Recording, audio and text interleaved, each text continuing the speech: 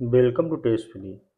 ये मैथ का क्वेश्चन है, बीपीएससी में आया हुआ है। प्रीवियस ईयर का क्वेश्चन है, प्रीवियस ईयर क्वेश्चन है। तो देखते हैं कि किस तरह से आता है। तो पहला क्वेश्चन है, यदि 10 अध्यापकों की वार्षिक औसत आय 25,000 है, 2 अध्यापकों में प्रत्येक की वार्षिक आय 20,000 है, तो शेष अध्यापकों की वार्षिक औसत आय क्या होगी।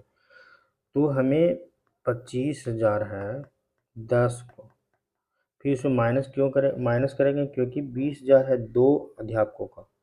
तो हमें शेष अध्यापकों का पूछ रहा है, तो 2 इंटू हो जाएगा 20,000। तो डिवाइड करेंगे, यदि हमको औसत निकालना है, अभिष्ट औसत निकालना है आय का, तो टोटल हमें बच जाएगा 8। तो हमें ये आ जाएगा 2,50,000 माइनस आ जाएगा 40,000, तो बटा में 8 हो जाएगा। तो 2,10,000 बटा 8 इक्वल टू हो जाएगा 26,250। ठीक है, तो ये हमें 8 अध्यापक का औसत आय निकल गया। अगला क्वेश्चन देखेंगे, 180 सीढ़ियों वाली एक मीनार पर चढ़ते समय एक पुरुष हर 30 सीढ़ियों को चढ़ने के पश्चात 2 मिनट विश्राम करता। मीनार के ऊपर पहुंचने तक उसने कितनी देर विश्राम किया। तो यहाँ पर क्वेश्चन दिया हुआ है कि एक मीनार है, एक मीनार है, इस तरह से मीनार है। तो टोटल जो सीढ़ी दिया हुआ है 180 सीढ़ियाँ हैं, सीढ़ी दिया हुआ है। तो क्या करता है कि 30 सीढ़ी चढ़ता है। यदि 30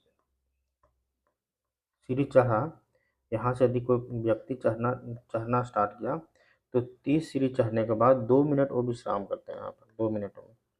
तो फिर 30 सीढ़ी चढ़ेगा तो 2 मिनट विश्राम करेगा। तो उस तरह से तो कितना बार वो विश्राम करेगा। तो 180 बटा 30 करेंगे तो 6 हो जाएगा, लेकिन यहाँ पर तो पहुँच ही जाएगा। तो टोटल हमें कितना बार विश्राम करना है, 5 बार। तो इसमें -1 कर देंगे तब 5 हो जाएगा। तो 5 बार कर रहा है विश्राम, तो कितना मिनट कर रहा है एक बार में, 10 मिनट कर रहा है, नहीं 2 मिनट कर रहा है। तो टोटल हमें कितना मिल जाएगा, 10 मिनट मिल जाएगा। तो हमें आंसर हो जाएगा यहाँ पर 10 मिनट। अगला क्वेश्चन देखेंगे, एक नगर की जनसंख्या 4% वार्षिक दर से वृद्धि होती है और शरणार्थी के कारण 1% वार्षिक दर से अतिरिक्त वृद्धि होती है। यदि कोई नगर है, शहर है, उसमें 4% से वृद्धि हो रहा है और यदि बाहर से लोग आ रहे हैं शरणार्थी बनकर, तो 1% और वृद्धि हो रहा है। तो हमें निकालना है, तो 2 वर्ष पश्चात जनसंख्या में वृद्धि कितना होगा। पहले माना कि नगर की जनसंख्या वर्तमान में यदि 100 है, तो कुल वृद्धि हो रहा है, कुल वृद्धि हर साल कितना हो रहा है, 4% प्लस 1% इक्वल टू 5% हो रहा है। तो एक वर्ष के पश्चात हमें कितना मिल रहा है, 100 है, तो एक अगले साल हमें 100 इंटू 5% हो जाएगा। अब वृद्धि कितना हो रहा है, 100 में कितना वृद्धि हो रहा है, 5%। तो हमें टोटल मिल जाएगा 105। तो दूसरे वर्ष के पश्चात कितना हो जाएगा, तो अभी तो पहला साल में है 105, अब प्लस 105 इंटू 5% बढ़ रहा, तो टोटल हमें 110.25 मिल जाएगा। तो हमें ज्ञात करना है 2 वर्ष पश्चात जनसंख्या में वृद्धि होगी, यानी परसेंटेज में दिया हुआ है ऑप्शन, तो हमें परसेंटेज में निकालना है।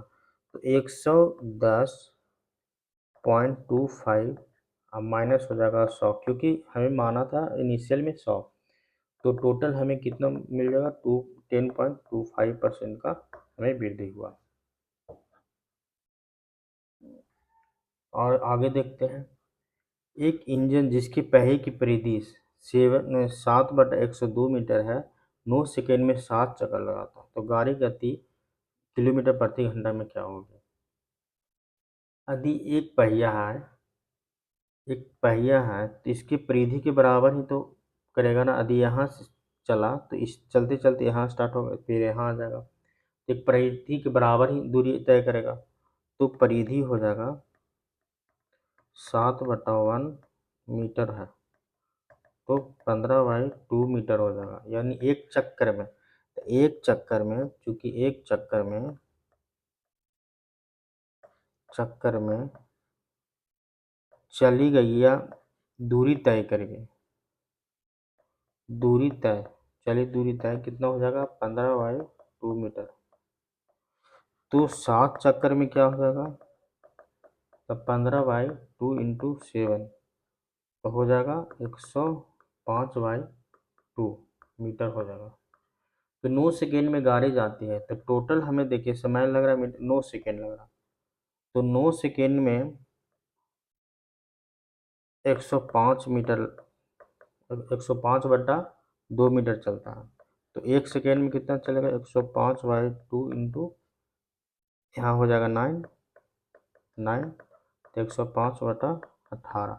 आई मीटर पर सेकेंड में दिया हुआ, तो मीटर पर सेकेंड में दिया हो, लेकिन ऑप्शन हमें मांग रहा है किलोमीटर प्रति घंटा में। किलोमीटर प्रति घंटा में हम करने के लिए हम क्या करेंगे, 105/18 है, इसको 18/5 से किलोमीटर यदि मल्टीप्लाई कर देते हैं तो किलोमीटर पर आवर में आ जाएगा। तो टोटल आ जाएगा 20 kilometre per hour, 21 kilometre per hour, तो 21 आंसर हो जाएगा। अगला क्वेश्चन है, यदि एक कुएं को 10 श्रमिक 4 दिनों में खोद लेते हैं, तो इसी कुएं को आधे दिन में खोदने के लिए कितने श्रमिक की आवश्यकता होगी। यदि एक कुआं है, ये 10 श्रमिक है और 4 दिन में खोद लेता है, तो 4 दिन में 10 श्रमिक कुएं खोद लेते हैं। तो चूंकि एक दिन में कुएं खोदने में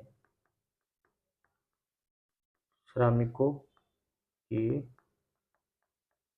संख्या कितना हो जाएगा, 4 दिन है, तो टोटल हमें कितना लग रहा है, 4 इंटू 10 यानी 40 लग रहा है, श्रमिक 40 लग रहा है, क्योंकि 4 दिन है। तो आधा दिन बोल रहा है, तो 1/2 दिन में 104 इंटू 2 यानी 40 हो गया, 40/1/2 तो हो जाएगा 40 इंटू 2 इसका टू हो जाएगा 80 हमें श्रमिक की आवश्यकता होगी। तो आंसर हो जाएगा डी 80। अगला क्वेश्चन है, लकड़ी के एक ब्लॉक का माप 5 इंटू 10 इंटू 20 सेंटीमीटर है। कम से कम माप वाला लकड़ी का एक ठोस घन बनाने के लिए ऐसे कितने संपूर्ण ब्लॉकों की आवश्यकता होगी। तो यहाँ दिया हुआ है, छोटे से छोटे माप वाले घन की एक भुजा 20 सेंटीमीटर है, यानी जो छोटा छोटा है 5, 10, 20 है, छोटा छोटा है, उससे हमको एक बड़ा लकड़ी का माप बनाना है।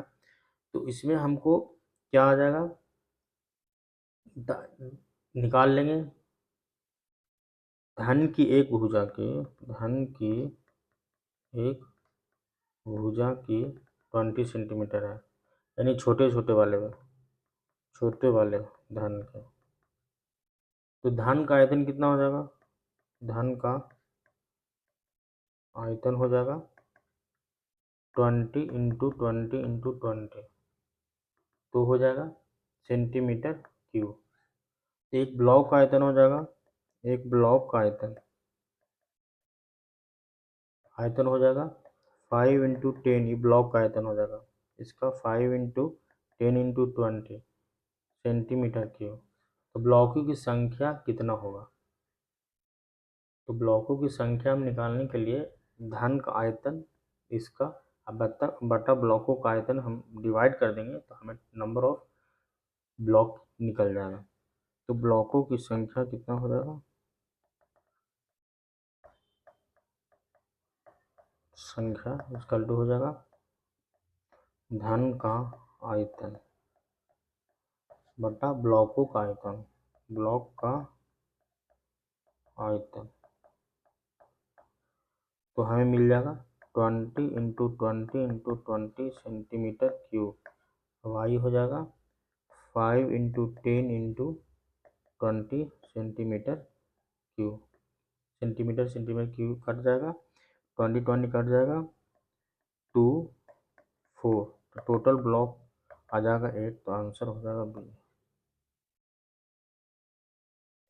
एक वर्ग परीक्षा में, अगला क्वेश्चन है, एक वर्ग परीक्षा में एक्स वाई को निम्नलिखित अंक मिले हैं। एक्स है, वाई है, तो अंग्रेजी में इतना मिला एक्स को, और वाई को इतना मिला, हिंदी में इतना मिला, गणित में, इतिहास में, तो किसको अधिक अंक मिले और कितने। तो हमें पहले निकाल लेंगे एक्स को का प्राप्त कुल अंक। तो एक्स को का प्राप्त कुल अंक क्या हो जाएगा, एक्स को मिला है ये वाला, तो 84 plus 80 plus 90 plus 69 is equal to हो जाएगा 323।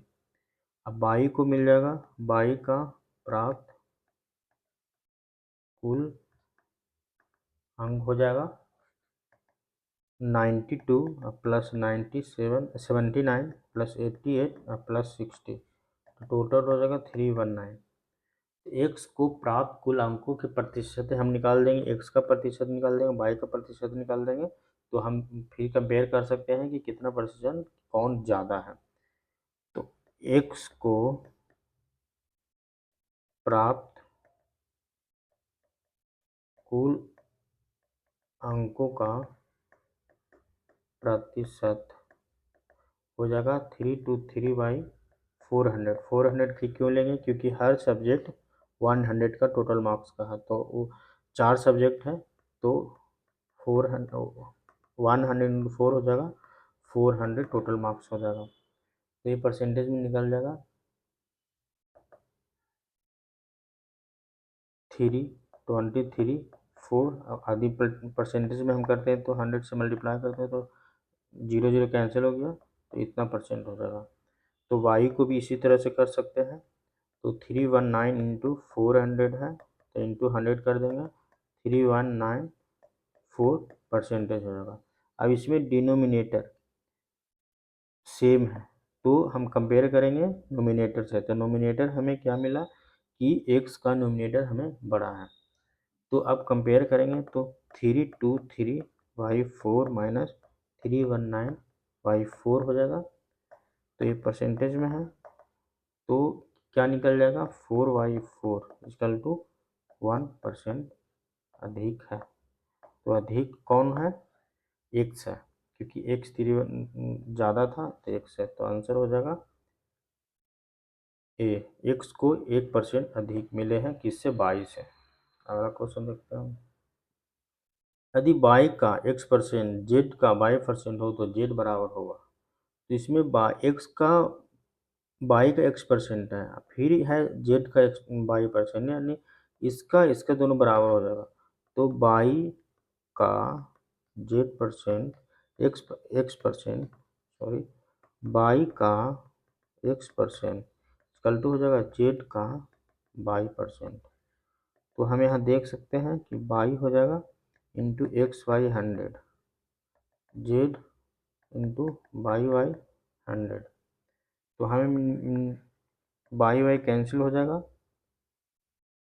x कैंसिल हो गया, तो x इक्वल टू जेड हो जाएगा। आप पूछ रहा है कि जेड का बराबर क्या होता है, जेड का बराबर x होता है, x आंसर हो जाएगा। यदि A/B C/D है, तो इसमें से कौन सा आंसर सही होगा। तो यहाँ दिया हो A/B C/D, तो हम इससे कर सकते हैं A/B इक्वल टू C/D, दोनों तरफ एक से घटा देते हैं, तो हमें मिल जाएगा इसके फॉर्म में मिल जाएगा, माइनस के फॉर्म में मिल जाएगा, A/V-1 इक्वल टू C/D-1 लिख कर देंगे, A-B/B इक्वल टू C-D/D हो जाएगा। तो हमें निकल जाएगा A-V/B हो जाएगा और C-D/D हो जाएगा, तो हमें आंसर निकल गया बी, तो ये राइट आंसर हो जाएगा। अगला क्वेश्चन, एक वर्ग की परिमिति 4a+8 है, उस वर्ग का क्षेत्रफल क्या हो जाएगा। तो वर्ग की परिमिति दिया हुआ, यानी वर्ग का परिमिति 4a + 8 है। तो यहाँ पर हमें निकालना है वर्ग का क्षेत्रफल। तो हमें वर्ग का क्षेत्रफल निकालने के लिए पहला क्या करना पड़ेगा, इसका भुजा निकालना पड़ेगा। तो वर्ग का परिमिति का भुजा हमको निकालना पड़ेगा। तो वर्ग की भुजा हमको क्या होता है कि वर्ग एक होता है, एक वर्ग होता है तो सेम होता है, इसका सब सेम होता है, ए। तो टोटल परिमिति इसी को कहते हैं, सबको भुजा को साइड को जोड़ देंगे यानी 4 हो जाएगा। तो वर्ग का परिमिति 4a हो जाएगा, 4a + 8 हो जाएगा। तो a = हो जाएगा 4a + 8/4। तो ये हमें भुजा निकल गया। अब हम करेंगे क्या, तो कैंसिल हो रहा है 2 से, तो a + 2 निकल जाएगा। तो ये हमें वर्ग की भुजा निकल गया, वर्ग की भुजा। अब वर्ग का क्षेत्रफल निकालना है, फाइनल हमको निकालना है वर्ग का क्षेत्रफल। तो वर्ग का क्षेत्रफल क्या होता है, वर्ग का क्षेत्रफल होता है ए का स्क्वायर यानी भुजा का स्क्वायर। तो भुजा हमको कितना है यहाँ पर, a + 2 का होल स्क्वायर। तो हमें निकल जाएगा a² + 4a प्लस निकल जाएगा 4। तो हमें a निकल जाएगा यानी आंसर हो जाएगा मेरा दिस वन। तो निकल जाएगा। ठीक है, थैंक यू फॉर वॉचिंग। जय हिंद।